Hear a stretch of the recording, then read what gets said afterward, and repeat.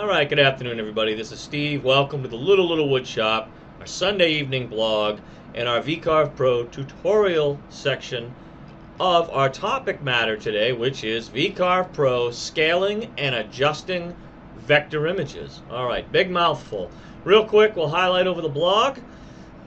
Okay, we can easily manipulate just about anything in CAD software, alright? Scaling is basically the process of taking and either enlarging or shrinking, minimizing your image to something larger or smaller through the use of your CAD software. And the reason we're doing it in this particular video, for this tutorial, it was based on last weekend's Vcarve Pro fireplace mantle surround tutorial. Alright, we told you the bear was way too big, and he was. So we're going to basically teach you how to go in this video, take that bear now that he's been minimized with all this degree of definition. We're going to get into that in just a minute. We're going to show you how to take some of that definition out since we have in fact shrunk the animal down, okay? Well, the main reason, again, that we scale the images is so that it is symmetrical with the rest of the wildlife scene, okay? And we'll get into that a little bit deeper. Okay, now, the first thing we're going to discuss, and this is to my good buddy Fred. Fred was absolutely right. It was a big piece last weekend. I should have put a little bit more in than I did. Well, we're going to cover it on this video this weekend, okay? And our first topic to start with is feeds and speeds, okay? What we're looking at is a chip load times your cutter diameter times the number of flutes multiplied by your spindle speed, the RPM of either your router or your spindle head, okay? Now, the first equation that we're looking at here, and I'm going to show you how I've come up with this number. We're going to take a chip load. Okay, chip load is the amount of material that gets cut per tooth. Now, your chip loads are going to vary. All right, let's call our chip load right here, which is a pretty universal number when it comes down to this particular formula. We're going to call it 0.01. Alrighty. What we're going to do is we're going to multiply it by our cutting diameter, and our bit is 1/4 of an inch, so 0.250. We're then going to multiply that by the number of flutes. The particular bit I'm using has 3 flutes on it.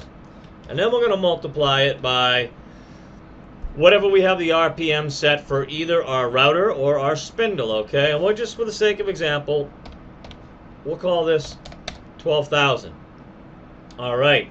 And that will ultimately equal, oh my goodness, that will equal our feed rate. All right. Well, let's pull the calculator in, shall we?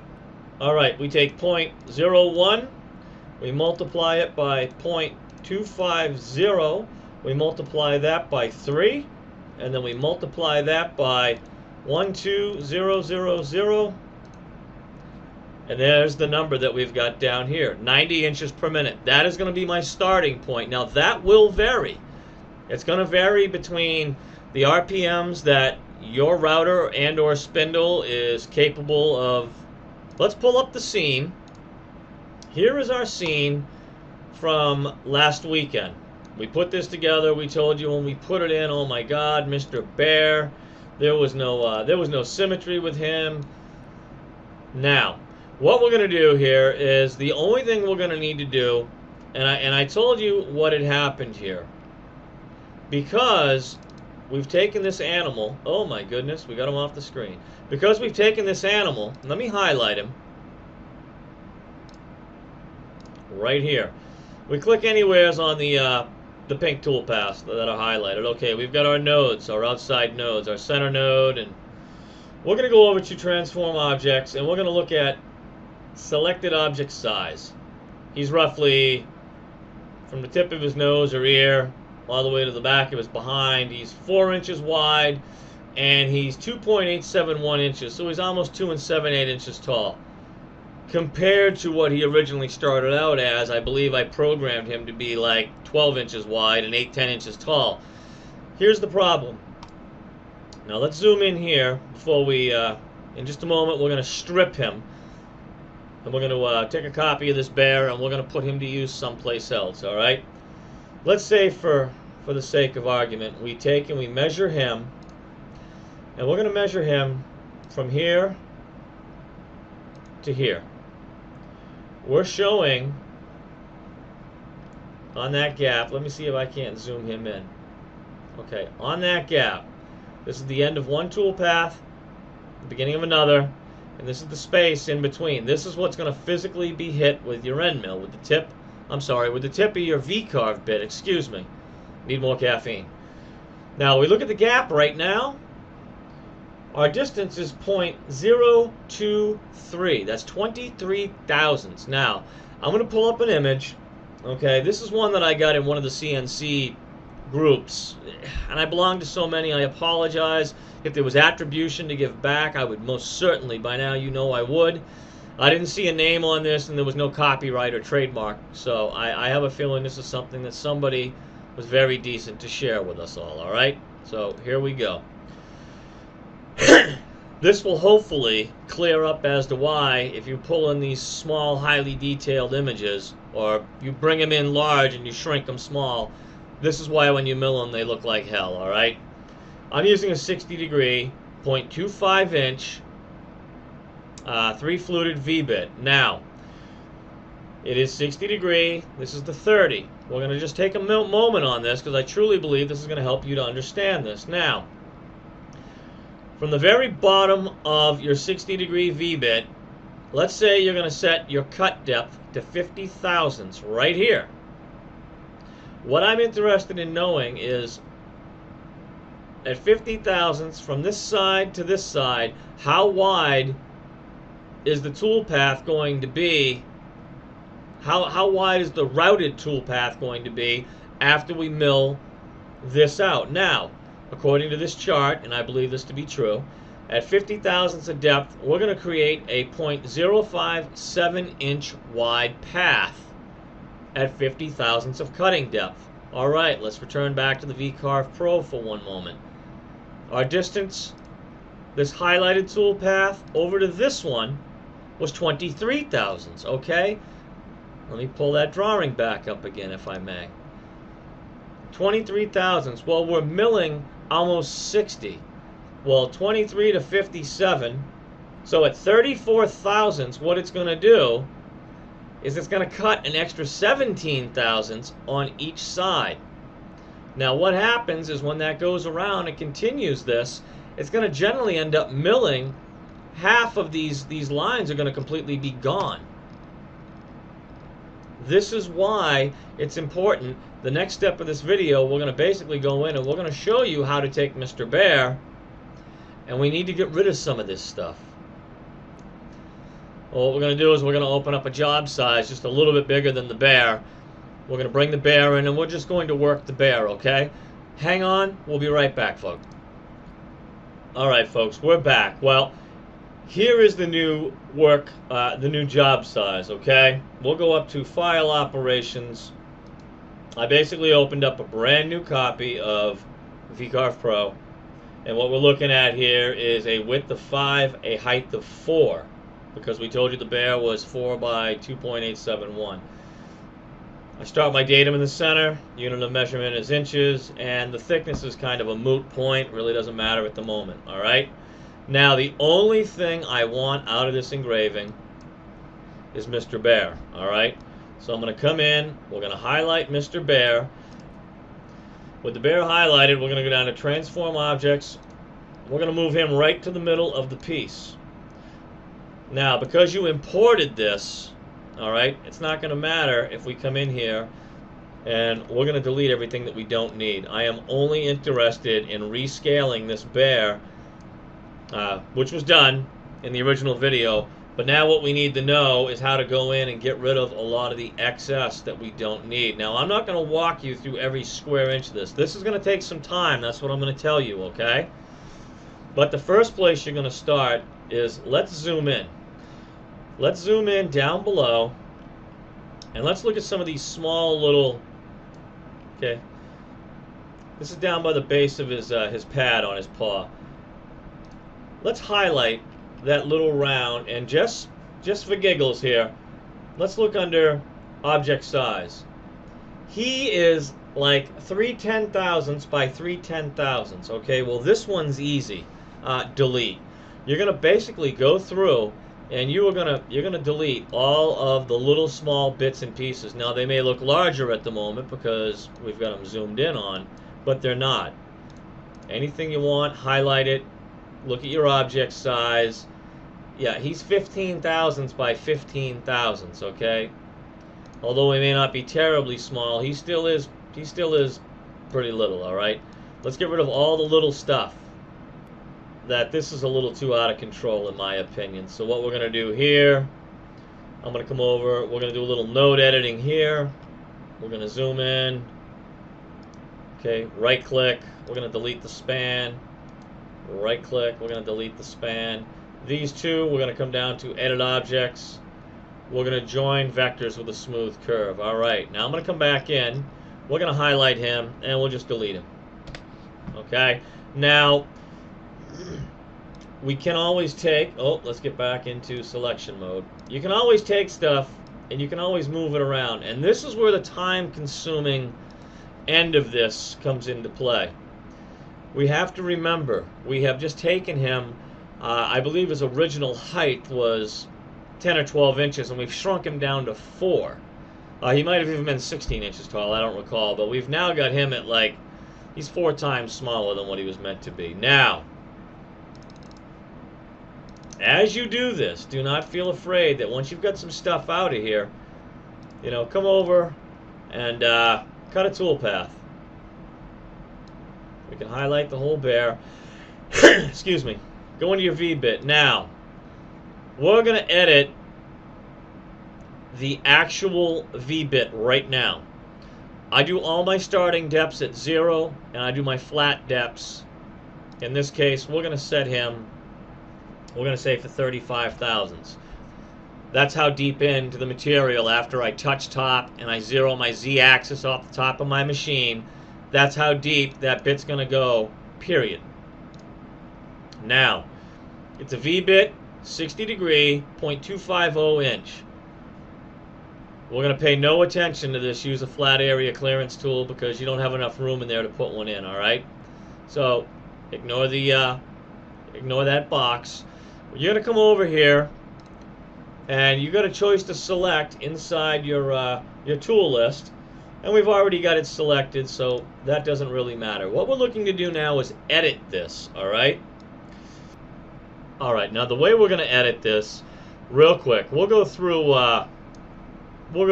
we know that the V-bit, I'm sorry, is named V-bit 60 degree 0.25. There's a pretty definitive description right there, okay? The tool type, it is a V-bit. You can type in something if you want. Small bear scene, whatever you choose if you so choose to do so, okay? We're going to enter in the diameter of the bit. It's 1/4 inch. We know that it's 60 degrees. We need to enter that as well. Now, these next few items, I'm going to try to explain them to you the best I can, all right? Now, what is our pass depth? The pass depth is the maximum depth that the tool can cut per any pass, okay? The pass depth controls the number of the Z-level passes that get calculated for the toolpath, for this specific toolpath function, okay? Now, let's say, hypothetically, we were cutting this out, and we set our pass depth at, we'll say, 250 thousandths on a piece of 1-inch material. Well, for that end mill to go around, at that pass depth set, to cut an inch, it's got to make 4 passes. 4 passes at 1/4 inch equal a whole inch, kapow. Okay, that's your pass depth. Now your step over is the distance that your cutter will move when doing any clearance cutting. Now let's say whether you're raster or conventional cutting, it is the direction in which that bit is going to step over on itself. All right? The greater the step over, the faster the job will be machined, but there's got to be a balance there. You know, high steeped V-bits, you can't move that step over as much. It's not like it's an end mill or your spoiler board bit, for instance, okay? So you need to set that accordingly. You generally will never go more than 50% of the particular cutting edge, okay? Final pass step over. The distance the cutter moves over when finished machining is usually set to be a small distance to produce a smoother surface on the job surface itself, okay? And then we have the clearance pass. This is used pretty much only for V-bit tools. Your spindle speed is what we discussed early on in the feeds and speeds formula. All right, that is the RPM right there that I particularly would run this piece at, but that's just me. All right. When we plugged in our formula, we came up with a feed rate. That is how fast the cutter is going to go over the surface of the material. The formula spit out 90 inches per minute. Well, I know that I can run that a little bit faster, so I moved it up to 100 IPM. And then ultimately your plunge rate is the rate at which your cutter moves vertically into the material or during ramping moves, okay? Which is a different tool function maybe we'll talk about another day. The units are specified in either per second or per minute, okay? Their travel distance. How fast when your gantry pulls in and how fast it's going to drop the z-axis down into the material, okay? It's kind of like a speedometer, if you would, okay? I hope that's cleared up the tooling functions just a little bit here and how to edit. All right, now at the moment he may appear to look all right, although I'm not buying it just because I know that the distance between some of these is ridiculously small. Okay, so let's come in and we're going to try, I promise you I'm going to try to keep this video down. But some of the things I'm going to start doing, and you're going to basically be deleting and measuring. I can see that right now that doesn't need to be there. Under your selection mode, hold your left mouse button down, click on it, you highlight it, you delete it. Let's light this one up and let's see how much. Okay, we've got a lot of coverage there. Let's click on the next. Okay, now when I come down and I see that he's all by his little lonesome, I'm going to left click, hold it, I'm going to light him, I'm going to hit delete. Now it may look like this big wide honking gap right now, but it truly isn't. Okay, that's a big section. We're going to come down a little bit more. I'm going to highlight him, left click, delete, same thing with him, same thing with him. I'm going to click on the next section. Whether or not we keep him, we don't know. Same thing. Oh, there's a lot of area in here that's covered, so yes, let's get rid of him. And little by little, you're gonna spend some time breaking this down. There's another one I'd get rid of. All right, well, once you've decided exactly what it is you want to get rid of, what you want to keep, go back and forth, check your measurements. Click on any item that seems small. More than likely, there's quite a few remnants even I've left behind. Yeah, this is 10 thousandths by 30 thousandths. Well, do I even want to concern with keeping that little bit of detail in there? Probably not. You may have to slide things into different positions, okay? Again, he doesn't look too bad. He's got a few spots in here that I'm going to have to do a little node editing and close in the darker places. Oops, wrong direction. You know, the dark line going up the shoulder would be all right. The dark piece off to the eye, I could live with that. Now we've also rendered down below the feet, the underside of a bear's feet. The pads are jet black, so this would not look inappropriate. The back of the heel with a little bit. There was a lot of small clutter in there we got rid of. There's still a bunch of small clutter in here, but this is how it's done, or at least how I've done it myself. All right, now we're going to show you as well the original image. Now in the original image, we can see right here, these are the rocks that were at his feet. We went in, we node edited, we reattached everything. I got rid of all the small stuff to really highlight on his pad. I got rid of all the little teensy stuff to begin with.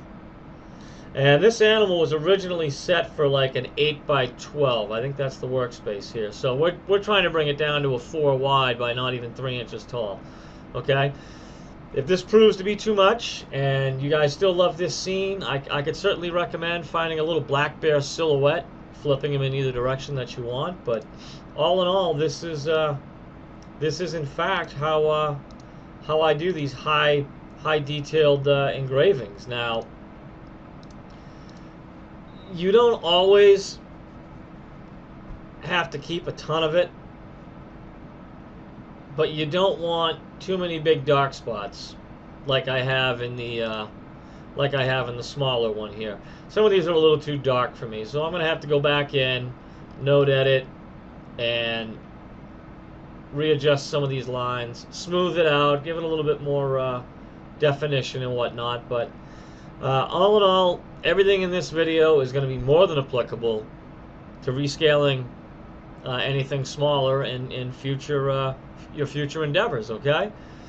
As always, if I've left something out, guys, please, ladies and gentlemen, just give me a shout. Let me know. I'll edit this video. I'll make a new one and delete this. Whatever best appeals to you, ladies and gentlemen, okay? As always, thank you so very much for following us. Thank you for your support and subscribing. And we've got more to come this week. Stay tuned for our midweek shout-out. We'll let you know what's going on for the weekend. All right, everybody. Take care. Have a great week.